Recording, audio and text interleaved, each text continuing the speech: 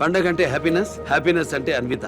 అందరికీ సంక్రాంతి శుభాకాంక్షలు. Anvitha it's not just about building homes. At Anvitha it's about building happiness. Yes, డెఫినెట్గా సంజయ్ రెడ్డి గారు తిరిగి కేసు పెట్టే అవకాశం ముమ్మరంగా కనపడుతూ ఉంది.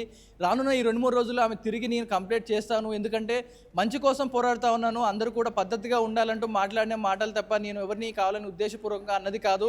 ఎందుకంటే ప్రతిసారి ఆ డిబేట్లలో మాట్లాడిన మాటలన్నీ కూడా నేను కేవలం ఆమె చేసే వ్యాఖ్యలను బట్టే మాట్లాడినట్టు కూడా ఆమె చెప్పుకుంటూ వస్తుంది. ఎందుకంటే వస్త్రాలు కప్పుకోండి అని చెప్పిన టాపిక్ వచ్చింది, మాటలు వచ్చిన ప్రతిసారి కూడా ఆమె మళ్ళీ నెక్స్ట్ డే ఆ సోషల్ మీడియా వేదికగా మళ్ళీ కూడా ఆమె బీచ్లలో దిగిన ఫోటోలు కావచ్చు, అటు బయట దిగిన ఫోటోలు కానీ మళ్ళీ కావాలని రీపోస్ట్ చేస్తూ కొన్ని క్యాప్షన్స్ మెన్షన్ చేస్తూ ఆమె పెట్టుకుంటూ వచ్చింది. అంటే ఒక పక్క మాట్లాడుకున్నా కూడా సైలెంట్గా ఇంకో కౌంటర్ ఇస్తున్నట్టుగా, మీరు ఎన్నిసార్లు మీరు మా వస్త్రాల గురించి మాట్లాడితే అన్నిసార్లు ఇలాంటి ఫోటోలో పెడతాను, ఇలాగే ముందుకెళ్తానంటూ కూడా ఆమె మాట్లాడుకుంటూ ఆమె కౌంటర్ చేయడం కానీ, మాట్లాడడం కానీ, సోషల్ మీడియాలో పోస్టులు పెట్టడం ఇవన్నీ కూడా చేసుకుంటూ వస్తున్నారు. సో ఒకసారి చెప్పినాం, 2 సార్లు చెప్పినాం, 3వ సారి కూడా ఆమె అనసూయ అలా చేయడం బట్టి నేను సంజయ్ రెడ్డిగా నేను ఇలాగే మాట్లాడానంటూ కూడా ఆమె సంజయ్ రెడ్డి గారు మాట్లాడుకుంటూ రావడం జరిగింది. సో రానున్న రోజుల్లో ఈ 2-3 రోజుల్లో తిరిగి నేను వీరి కేసు కంపల్సరీ పెడతాను, ఎందుకంటే నాపై పరువు నష్టం దావా ఎందుకు వేస్తారు, నేనేం తప్పు చేశాను, జరిగిన విషయాన్ని నేను ఖండించాను, నా మీద కేసు పెట్టే అర్హత ఎవరికి లేదు అంటూ కూడా ఆమె మాట్లాడుకుంటూ వస్తుంది. ఒకవేళ ఈమెపై సంజయ్ రెడ్డి గారిపై యాక్షన్ తీసుకునే అవకాశం ఉంటే తిరిగి అనసూయపై అండ్ అలాగే చిన్మయ్యపై వీరందరూ ఎవరైతే కేసు పెట్టారో వారిపై కూడా నేను తిరిగి కేసు పెడతాను, ఎందుకంటే నా పేరు కూడా ఛార్జ్షీట్లో ఫైల్ చేశారు, నాపై ఎఫ్ఐఆర్ నమోదు చేశారు. కాబట్టి నేను నా వంతు పోరాటంగా మహిళా సంఘాల తరపున అందరూ స్త్రీ రక్షణ కోసం నేను పోరాడతారు కాబట్టి నేను కూడా తిరిగి వేస్తానంటూ కూడా ఆమె ముందుకొస్తున్నట్టుగా తెలుస్తూ ఉంది. Kalyan. Right Pawan, thanks for the latest update. మొత్తం మీద ఇటు అనసూయ అయితే ఈ ఇష్యూలో 73 మంది పైన కేసులు పెట్టింది, ఇటు అసభ్యకర వార్తలు, డిబేట్లు, అలాగే తన పరువుకి భంగం కలిగించారు అంటూ ఇటు డిఫెమేషన్ కేస్ సైబరాబాద్ పోలీసులకి ఆమె కంప్లైంట్ ఇచ్చినట్టు తెలుస్తుంది. 73 మంది మీద కంప్లైంట్ ఇచ్చినట్టు తెలుస్తుంది. దీంట్లో జర్నలిస్టులు ఉన్నారు, యాంకర్స్ ఉన్నారు, దాంతోపాటు సోషల్ మీడియా ఇన్ఫ్లుయెన్సర్స్, అలాగే మీడియా సంస్థలు, వీటన్నిటిపైన ఆమె కేసు ఫైల్ చేసినట్టు తెలుస్తుంది. దీనికి సంబంధించి మీరేమనుకుంటున్నారు? ఇటు అనసూయ కేసు ఫైల్ చేయడం సరైందేనా? సంధ్యా రెడ్డి కూడా కేసు ఫైల్ చేయాలా? సంధ్యా రెడ్డి మాట్లాడిన మాటలపై, అలాగే ఇటు అనసూయ మాట్లాడిన మాటలపైన మీ అభిప్రాయాలు ఏంటనేది మీరు మాతో పంచుకోవచ్చు. కింద స్క్రాల్ అవుతున్న ఈ నంబర్స్కి కాల్ చేసి మీ అభిప్రాయాలను మాతో పంచుకునే ప్రయత్నం చేయండి. ఒకసారి దీనికి సంబంధించి కొన్ని కామెంట్స్ కూడా నేను చదివి వినిపించే ప్రయత్నం చేస్తాను. ఇటు ఆర్టీవీ పెట్టిన సర్వేలో కూడా మీ సపోర్ట్ ఎవరికి అని అంటే ఇటు సంధ్యా రెడ్డికి అనూహ్యంగా 90% పెడుతున్నారు సపోర్ట్, అలాగే ఇటు అనసూయకి 10% సపోర్ట్ చేస్తున్నారు. ఇటు తను పీసీసీ చీఫ్కి, సంధ్యా రెడ్డి పీసీసీ చీఫ్కి రాసిన లేఖలో కూడా ఇదే పాయింట్ని ఆమె వ్యక్తపరిచారు. 92% మంది వ్యక్తులు, 92% జనాభా తనిచ్చిన స్టేట్మెంట్కి మద్దతు తెలిపారు అంటూ తను కూడా చెప్పుకొచ్చే ప్రయత్నం చేశారు.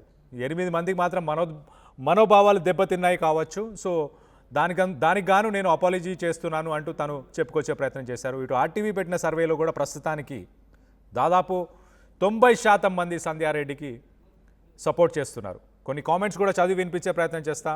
ఇటు అనసూయ లైవ్లోకి ఎందుకు రావట్లేదు, రావచ్చు కదా అంటూ ప్రశ్నిస్తున్నారు. నిన్న ఆవిడ రిలీజ్ చేసిన వీడియో మనం చూడొచ్చు, చాలా ఇమోషనల్ అయింది. నేను చాలా స్ట్రాంగ్ అంటూ చెప్పుకొచ్చేది.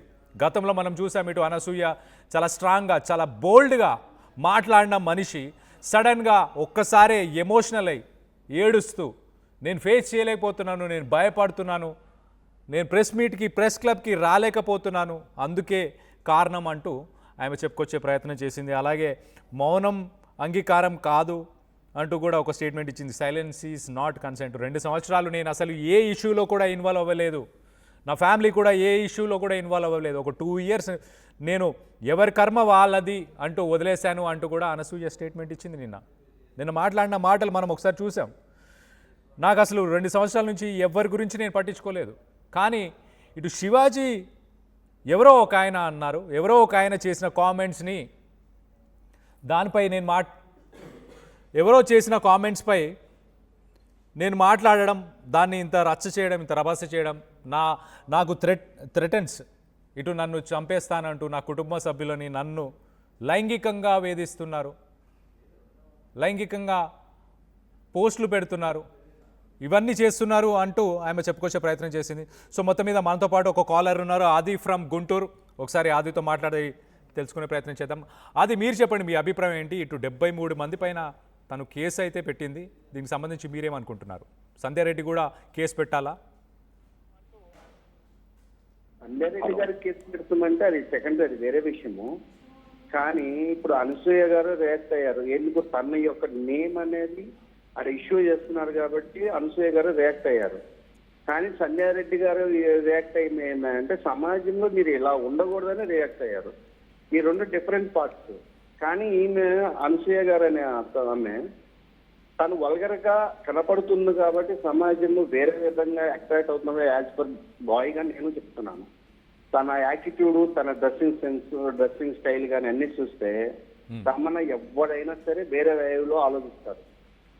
ఇప్పుడు సంధ్యారెడ్డి గారిని చాలా అనిపి అమ్మలాగా కనపడుతుంది, మరి తల్లిలాగా ఫీల్ అవుతున్నాం.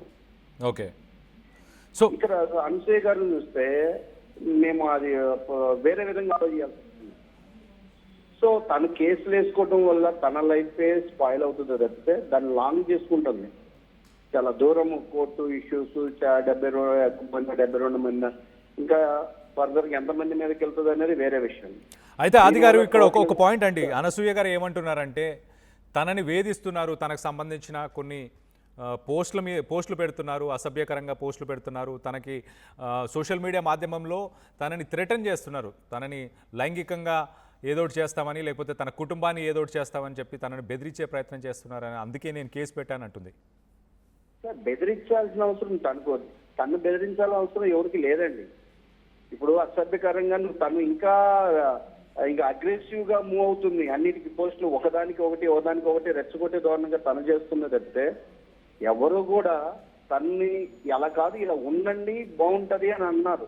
ఓకే, అంతే తప్పితే ఇంకా వేరే విధంగా ఏం చెప్పలేదు. తనకు అది ఎలా ఉండదంటే చాలా మంది డిబేట్ లో కూడా వింటున్నాను, నీ అమ్మగారు ఉన్నదానికన్నా నీ అమ్మ ఉందన్నదానికి చాలా తేడా ఉంటది. కాకపోతే ఏంటంటే మన శివాజీ గారు ఏదో ఫ్లోలో అలాగా జనరల్ వరల్డ్ లాగా అలా చెప్పుకొచ్చాడు. దాన్ని ఇంత స్లాగ్ చేసి ఇంత దూరం చేసి పబ్లిక్ లో చాలా సమస్యలు ఉన్నాయండి. ఇది ఒక్కటే సమస్య కాదు. రైట్ రైట్ ఆది గారు, ఓవరాల్ గా మీరు ఇప్పుడు సంధ్యారెడ్డిని సపోర్ట్ చేస్తున్నారా, అనసూయని సపోర్ట్ చేస్తున్నారా? నేనైతే మన సంధ్యారెడ్డి గారికే సపోర్ట్ చేస్తున్నాను. కానీ దీనిలో ఉన్నది ఏంటంటే ఇంకా పబ్లిక్ లో చాలా సమస్యలు ఉన్నాయి. ఈ డిబేట్ ని ఎంతతో క్లోజ్ చేసి వాళ్ళ ఇబ్బందులు పడతారు. ఇంకా పబ్లిక్ లో ఇప్పుడు మా విలేజే ఉంది సార్. మా విలేజ్ లో ఒక ఎస్సీ కాలనీకి సంబంధించిన శ్మశాన వాటికి మొత్తము కబ్జా చేసేస్తారు. లేదు ఈ రోజు నాడు దాని మీద ఎవరు రియాక్ట్ అవ్వరు. కానీ ఈ బట్టల మీద ఒక చిన్న డ్రెస్సింగ్ సెన్స్ మీద చాలా దూరం వెళ్ళిపోయి ఆమె పెడతమే తప్పు. ఫస్ట్ అంటే ఆది గారు, thank you for calling RTV. ఆది గారు, యాక్చువల్గా ఏంటంటే ఇది మహిళల భద్రతకు సంబంధించింది, మహిళల అభిప్రాయాలకు సంబంధించిన ఇష్యూ కాబట్టి దీని మీద చర్చ జరుగుతుంది. ఇది దేశం నలుమూలలా కూడా దీని గురించి చర్చ జరిగింది. ఇటు శివాజీ చేసిన కామెంట్స్ నేషనల్ మీడియా కూడా కవర్ చేశారంటే అర్థం చేసుకోండి దీని ఇంపార్టెన్స్ ఏంటని. ఖచ్చితంగా మీ ఊరికి సంబంధించిన ఇష్యూ గురించి కూడా మాట్లాడే ప్రయత్నం చేద్దాం. మనతో పాటు మరొక కాలర్ ఉన్నారు, ఇటు వెంకటరమణ ఫ్రమ్ వైజాగ్. వెంకటరమణ గారితో మాట్లాడి తెలుసుకునే ప్రయత్నం చేద్దాం. వెంకటరమణ గారు, మీరు చెప్పండి, ఇటు అనసూయ అయితే నాకు అసభ్యకరమైన పోస్టులు పెడుతున్నారు నా ఫొటోస్కి సంబంధించి, నా ఫొటోస్ని యూజ్ చేసి, కానీ అలాగే మా ఫ్యామిలీని ఉద్దేశించి మాట్లాడుతున్నారు, మా ఫ్యామిలీని థ్రెటన్ చేస్తున్నారు, అంటే ఏదోటి చేస్తాము అన్న బెదిరింపులు నాకు వస్తున్నాయి, అందుకే నేను పోలీస్ కేసు ఫైల్ చేస్తున్నాను అని 73 మంది. దీని గురించి మీరేమనుకుంటున్నారు వెంకటరమణ గారు? సార్ యాక్చువల్గా ఇదంతా కూడా సార్ ఇది అటెన్షన్ క్యాచ్ చేయడానికి మాత్రమే సార్ ఇదంతా వీళ్ళు చేసేదంతా కూడా. ఇది ఎవరో ఏమీ చేయరనే విషయం కూడా వీళ్ళకి తెలుసు సార్. ఈ సెలబ్రిటీస్ వాళ్ళకి నార్మల్ పీపుల్ ఎలా రియాక్ట్ అవుతారు, వాళ్ళు ఎట్లా టీచ్ చేయాలనేది వీళ్ళకి బాగా తెలుసు సార్. వీళ్ళు ఏంటంటే సొసైటీలో అటెన్షన్ క్యాచ్ చేయడం కోసం ఏ సబ్జెక్ట్ మీద పట్టుకోవాలి, ఏ సబ్జెక్ట్ మీద మాట్లాడాలి అనేది క్లియర్ కట్గా తెలుసు సార్. ఫస్ట్ థింగ్ ఏంటంటే సార్, ఇందులో వీళ్ళకి ఈ సెమీ న్యూడిటీ అనేది ఈ సెలబ్రిటీస్ ట్యాగ్ వేసుకునే వాళ్ళందరికీ కూడా ఏంటంటే వాళ్ళకి గ్లామర్ అనేది మెయిన్ సబ్జెక్ట్ సార్. వాళ్ళకి వీళ్ళు గ్లామర్ బేస్ చేసుకునే సొసైటీలో వీళ్ళు ముందుకెళ్తారు సార్. సో ఇది ఏదైతే సెమీ న్యూడిటీ వీళ్ళు ప్రమోట్ చేసేది ఏంటంటే వీళ్ళ అట్రాక్షన్ సొసైటీలో వీళ్ళ గ్లామర్ పెట్టుబడిగా పెట్టుకొని వీళ్ళు ముందుకెళ్తారు సార్. సో దాన్ని ఎవరైనా గనక నెగిటివ్ చేసి మాట్లాడితే వీళ్ళు బ్యాడ్ అవుతారు కాబట్టి దాన్ని వీళ్ళు అబ్జెక్ట్ చేస్తున్నారు సార్. అయితే వెంకటరమణ గారు ఇక్కడ మనం జనరలైజ్ చేయకూడదు వీళ్ళు అని చెప్పేసి అందరినీ, ఇటు శివాజీ గారు కూడా ఒక సెలబ్రిటీ అనుకోవచ్చు, ఆయన కూడా దీనికి ఎగనెస్ట్గానే స్పందించారు కదా. సో 2 వర్షన్స్ అయితే ఉన్నాయి, అందరినీ మనం జనరలైజ్ చెప్పలేము. కానీ ఇటు అనసూయ గురించి మీరు ఏమైనా మాట్లాడాలనుకుంటున్నారా, ఏమైనా చెప్పాలనుకుంటున్నారా? అవును సార్, అదే ఇప్పుడు ఏంటంటే సార్, ఇప్పుడు జనరల్గా ఇప్పుడు అనసూయ గారు సోషల్ మీడియాలో వాళ్ళు పోస్ట్ చేసేది ఏంటంటే ఈ సెమీ న్యూడిటీ ఫొటోస్ పోస్ట్ చేస్తుంటది కాబట్టి ఎప్పుడైతే శివాజీ గారు ఈ సెమీ న్యూడిటీ కరెక్ట్ కాదని చెప్పినప్పుడు వీళ్ళు వెంటనే అఫెండ్ అయ్యారు. ఎందుకు అఫెండ్ అయ్యారంటే వీళ్ళు ఏంటంటే సార్ గ్లామర్ ప్రమోట్ చేసుకుంటూ వీళ్ళు సెలబ్రిటీని లైక్ ఆపర్చునిటీస్ తెచ్చుకోవడం కానీ ఇవన్నీ కూడా వీళ్ళకి మెయిన్ ఫీడింగ్ ఏంటంటే గ్లామర్ సార్. దాన్ని ఎవరైనా నెగిటివ్ గా ప్రమోట్ చేస్తే కనుక వీళ్ళు ఖచ్చితంగా అఫెండ్ అవుతారు. ఓకే, అంటే అనసూయ ఇప్పుడు వాంటెడ్ గా అటెన్షన్ సీక్ చేయడానికి ఈ ఇష్యూని ట్రాక్ చేస్తున్నారని అనుకుంటున్నారా? ఖచ్చితంగా సార్, అసలు ఈ ఇష్యూలోకి రావడానికి కారణమే ఆవిడ ఏదైతే వీళ్ళు పెట్టుబడిగా పెట్టుకుంటున్న గ్లామర్ ఏదైతే ఉందో, వీళ్ళు ఫెమినిటీ కానీ లేకపోతే ఈ అటెన్షన్ క్యాచ్ చేయడం కానీ సోషల్ మీడియాలో వీళ్ళు చేసేది ఏంటంటే ఫెమినిటీ. సో ఫెమినిటీ వీళ్ళు పర్సనల్ గా ఉండే ఫొటోస్ కానీ ఫెమినిటీతో ఉండే పిక్చర్స్ కానీ వీళ్ళు సోషల్ మీడియాలో ఎందుకు పెడతారు సార్? అటెన్షన్ క్యాచ్ చేయడం కోసం పెడతారు, వీళ్ళు గ్లామర్ ప్రమోట్ చేసుకోవడానికి పెడతారు, దానివల్ల వచ్చే ఆఫర్స్ కోసం పెడతారు. దాన్ని ఎవరైనా ఒకరు అబ్జెక్ట్ చేశారంటే ఖచ్చితంగా వాళ్ళకి అది ఎఫెక్ట్ అవుతుంది కదా సార్. సో అందువల్ల మేము అఫెండ్ అయ్యి ఈ ఇష్యూలోకి మధ్యలో వచ్చింది. రైట్, వెంకటరమణ గారు ఇంకొక క్వశ్చన్, ఇటు సంధ్యారెడ్డి గారికి మీరు ఏం చెప్తున్నారు? తనని కూడా లీగల్గా ప్రొసీడ్ అవ్వమంటున్నారా, డిఫమేషన్ కేసు ఏమైనా పెట్టమంటున్నారా? మీ సజెషన్ ఏంటి? సార్ ఖచ్చితంగా ఏంటంటే ఇది లీగల్ గా చూసుకోవడం అనేది బెటర్ సార్. ఇది వీళ్ళు సోషల్ మీడియాలోకి వచ్చి ఒకరికొకరు కొట్టుకునే కన్నా ఏదైనా ఉంటే లీగల్ గా చూసుకోవడం అనేది బెటర్. ఓకే, రైట్ వెంకటరమణ గారు, థ్యాంక్స్ ఫర్ కాంటాక్టింగ్ ఆర్టీవీ, మీ అభిప్రాయాలను మాతో పంచుకున్నందుకు. సో మొత్తం మీద అనసూయని క్వశ్చన్ చేసేది ఏంటంటే, సోషల్ మీడియాలో మీరు పెట్టిన ఫోటోలనే వాళ్ళు వాడుతున్నారు, మీరు గ్లామర్ చూపించి మీరు గ్లామర్ కోసమే వర్క్ చేస్తున్నారు, మీ పబ్లిసిటీ కోసమే ఇవన్నీ చేస్తున్నారు అని అంటూ ఇటు వెంకటరమణ గారు అయితే చెప్పుకొచ్చారు. సో వైజాగ్ నుంచి వెంకటరమణ. సో దాంతోపాటు మరింత డిస్కస్ చేసే ప్రయత్నం చేద్దాం. మనతో పాటు మరొక కాలర్ ఉన్నారు, ఇటు శ్యామ్ ఫ్రమ్ మెదక్. ఒకసారి శ్యామ్తో కూడా మాట్లాడి తెలుసుకునే ప్రయత్నం చేద్దాం. శ్యామ్ గారు, మీరు చెప్పండి, మీకేమనిపిస్తుంది? ఇటు అనసూయ వాంటెడ్లీ చేస్తుంది అనిపిస్తుందా? 73 మంది మీద కేసు పెట్టడం అంటే మామూలు విషయం కాదు. దీంట్లో చాలామంది మీడియా సంస్థలు ఉన్నాయి, యాంకర్స్ ఉన్నారు, సోషల్ మీడియా ఇన్ఫ్లుయెన్సర్స్ ఉన్నారు, న్యూస్ యాంకర్స్ ఉన్నారు. దీనికి సంబంధించి మీరేమనుకుంటున్నారు? రైట్,